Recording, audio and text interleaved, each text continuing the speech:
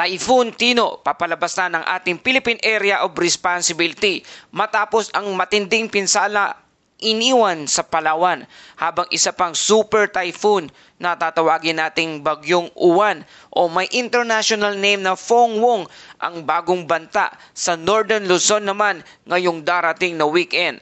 Magandang araw Pilipinas, ito ang Pilipinas Weather ngayon, ngayong araw ng Huwebes, November 6, 2025. Narito ang ating update sa lagay ng ating panahon. Kung bago ka lang sa ating channel, please like, share, and subscribe para lagi kang updated sa panahon. Salamat sa iyong suporta. Mga kababayan, patuloy pa ring binabayo ng malalakas na hangin ang kanlurang bahagi ng bansa dahil sa Typhoon Tino, partikular na dito sa lugar ng Palawan. Sa ngayon, nasa 225 kilometers northeast na ng Pag-asa Island, Kalayaan, Palawan. Taglay nito pa rin ang hangin na umaabot sa 150 kilometers malapit sa gitna at may pagbugso na hanggang 185 kilometers per hour. At kumikilos ito pakanluran sa hilagang kanluran sa bilis na 25 kilometers per hour. Bagaman papalabas na ng ating Philippine Area of Responsibility o PAR si Typhoon Tino ngayong araw, nananatili pa ring delikado ang kondisyon sa Kalayaan Island na kasalukuyang nasa ilalim ng Signal Number 2 habang Signal Number 1 naman sa natitirang bahagi ng Palawan kabilang ang Calamian Island. Mga kababayan, lumakas pa ito habang nasa West Philippine Sea at posibleng marating ang peak intensity bago tuluyang lumabas ng ating Philippine Area of Responsibility o PAR ngayong araw. Kaya nakataas pa rin ang Tropical Cyclone Wind Signal Number 2 sa Kalayaan Island na mayroong threat gale force wind na umaabot sa 62 to 88 kilometers per hour ang hangin or impact na mayroong minor to moderate threat sa buhay at ari-arian. Habang Signal Number 1 naman sa rest of Palawan including Calamian Island with potential threat na strong wind na 39 to 61 kilometers per hour na may impact na minimal to minor threat to life. Sa mga kababayan nating nasa Palawan at Calayan Islands, bagamat papalayo na ang Bagyong Tino, huwag pa ring maging kampante. Ang lakas ng hangin dala ng bagyo kasama ang outer rain bands o oscillation ng amihan ay maaring magdulot pa rin ng biglaang pagbugso ng hangin at alon, lalo na sa mga baybaying nakaharap sa kanluran. Kaya meron pa rin tayong gale force wind na posible sa mga lugar na nasa ilalim ng Signal Number 2 at strong winds naman sa mga lugar na nakapaloob sa ilalim ng Signal Number 1. Kahit nasa labas na ng wind signal, maari pa ring makakaranas ng malalakas na hangin sa mga lugar gaya ng Batanes, Babuyan Island, Ilocos Norte, Zambales, Batangas, Occidental, Oriental Mindoro, Marinduque, Romblon at Antique. Mga kababayan, ang gale warning sa Kalayaan Island ay aabot hanggang 5 metro ang taas na alon na mapanganib sa anumang uri ng sasakyang pandagat. Ang rough seas naman na mula 3 hanggang 3.5 meters sa Western Palawan, Calamian Island at bahagi ng Luzon coastline. Habang moderate seas naman na aabot sa 2.5 meters sa ibang bahagi ng bansa. Paalala sa mga mangingisda at marino, huwag munang pumalaot, manatili at sa ligtas na pantalan hanggang sa humupa ang alon. Mga kababayan, habang papalayo na ang Bagyong Tino or Typhoon Tino, hindi ibig sabihin ay tapos na ang mga panganib. Ang outer rain bands nito ay maaari pa ring magdulot ng localized thunderstorm at wind gusts, lalo na sa western section ng Luzon at Visayas. Ang kilos ng Bagyong Tino ay nagpapakita rin ng consistent west to northwest track, kaya't patungo na ito sa labas ng ating Philippine Area of Responsibility o ng ating bansa, ngunit habang nasa West Philippine Sea, patuloy pa rin itong lumalakas. Ito ang tinatawag nating intensification before exit, isang karaniwang pattern ng mga bagyo kapag tumatama sa mainit na bahagi ng dagat. Kaya kahit palabas na ang Bagyong Tino, posible pa rin magdulot pa rin ito ng malalakas na hangin sa paligid ng Palawan. Kaya kung matatandaan ninyo, halos kaparehas ito ng direksyon na tinatahak ng Typhoon Odette noong taong 2021. Mula sa Visayas patungong Palawan bago lumabas ng bansa. At ganoon, tumaas din ang alon at binayo ng hangin ang Kalayaan Island. Ang mga ganitong senaryo ay paalala, ang West Philippine Sea ay exit corridor ng mga malalakas na bagyo.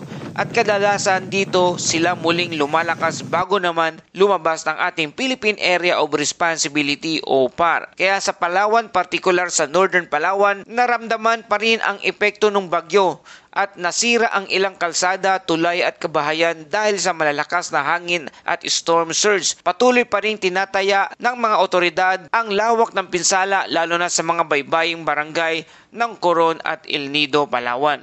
Kaya sa ating mga kababayang Palawenyo, mag-ingat, magdasal at manatiling nakasubaybay sa mga opisyal na anunsyo ng inyong local government unit o LGU. Kasama namin kayo. Patuloy po namin ipinagdarasal ang inyong kalagayan at ang inyong sitwasyon sa mga oras na ito. Manatili sa mga lugar na kung saan kayo'y ligtas sapagkat hindi pa natatapos ang mga bagyo na parating sa buwan ng Nobyembre. Kaya naman habang papalabas na ang bagyong Tino, hindi pa tapos ang laban ng panahon. Sa silangang bahagi ng Pacific Ocean, nabuo ang Tropical Depression 32W o tinatawag nating Pre-O1PH na tatawaging Fong-Wang na sa international name. Ayon sa forecast ng Pag-asa, JMA, Japan Meteorological Agency at Google DeepMind, posibleng pumasok ito sa Philippine Area of Responsibility o PAR sa pagitan ng Biyernes ng gabi at Sabado ng umaga. Ito'y mula November 7 to November 8. Mga kababayan, itong tinutukoy natin ay ito ay isang malakas na bagyo.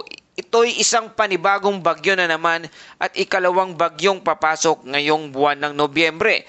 Kapag pumasok ito, bibigyan ito ng local name na pangalan Uwan. At base sa initial forecast, may posibilidad itong maging isang super typhoon na Category 5 bago tumama sa kalupaan ng Aurora o kaya naman Isabela sa darating na Lunes, November 10. May posibilidad din ng rapid intensification, ibig sabihin maari itong lumakas ng biglaan sa loob lamang ng 24 oras. Opo mga kababayan, ganyan po kalakas ang parating na bagyo. Mabilis, malakas at malawak na kung makikita ninyo sa ating satellite, kayang sakupin ang buong bansang Pilipinas. Ayon sa DOST Pag-asa, ang tropical depression na nasa labas ng ating Philippine Area of Responsibility ay patuloy na kumikilos sa direksyon ng west-northwest habang pinananatili nito ang lakas. Huling lokasyon ng sentro nito ay nasa layong 1,770 km silangan ng northeastern Mindanao. Ibig sabihin, nasa open sea pa ito ngunit unti-unting lumalapit sa ating Philippine Area of Responsibility. Taglay nito ang lakas na hangin na may maximum sustained wind na 55 km per hour malapit sa sentro sa ngayon at may pagbugso na umaabot sa 70 km per hour. Ang central pressure nito ay umaabot sa 1,000 HPA at ang lawak ng hanging malakas na umaabot sa 550 kilometers mula sa sentro. Mas malaki po ito kaysa Bagyong Tino na ang Bagyong Tino ay umaabot lamang ng 350 kilometers mula sa sentro. Ang galaw ng bagyo ay kumikilos pakanluran, hilagang kanluran, west-northwest sa bilis na 15 kilometers per hour. Ayon sa forecast, papasok nga ito sa ating Philippine Area of Responsibility sa pagitan ng Biyernes ng gabi o kaya Sabado ng umaga. At bibigyan na nga natin ito na pangalang Bagyong Uwan, ang magiging opisyal na pangalawang bagyo sa buwan ng Nobyembre at ika-22 bagyo naman sa taong 2025. Pagdating naman ng Sabado, inaasahan na lalakas ito bilang isang typhoon at posibleng maging isang super typhoon bago tumama sa kalupaan. Kaya posibleng ang landfall nito mga kababayan, tandaan, sa Lunes, November 10 sa pagitan ng Northern at Central Luzon, kung saan posibleng maranasan ng pinakamalakas na hangin at ulang dala ng bagyo. Narito ang partikular na forecast movement. Papasok sa ating Philippine Area of Responsibility sa Biyernes ng gabi o kaya Sabado ng umaga, November 7 to November 8. Papasok ng ating PAR at bibigyan ito ng local name na Bagyong Uwan. At posibleng umabot sa Category 5 Super Typhoon level sa karagatan sa Sabado. At posibleng humina naman sa Category 3 bago naman maglandfall sa lugar ng Aurora Province sa pagitan ng Linggo ng gabi, November 9 o kaya naman Lunes ng madaling araw, November 10. Sa ating mga kababayan na nasa Aurora Province, maghanda na po kayo. At lalo't higit sa kabuuan ng Northern Luzon at Central Luzon, tiyak na ito ang direktang tatamaan ng bagong bagyo o Bagyong Uwan sa darating na susunod na linggo. At pagkatapos naman tumama sa Aurora Province. Inaasahang tatawid ito sa mga kabundukan ng Cordillera at tuluyang hihina habang papunta naman ito sa lugar ng Ilocos Sur. Mga kababayan, kung pagbabasihan natin ang kasalukuyang modelo, kapansin-pansing mabilis ang intensification ng bagyong Uwan. Ang sitwasyon ay kahalintulad ng mga bagyong Yolanda noong 2013 at bagyong Egay noong 2023 kung saan biglang lumakas habang papalapit sa bansa. Kaya mga kababayan sa Hilagang Luzon, lalo na sa Cagayan, Isabela, Aurora at Batanes, mahalaga maghanda na ngayon pa lang.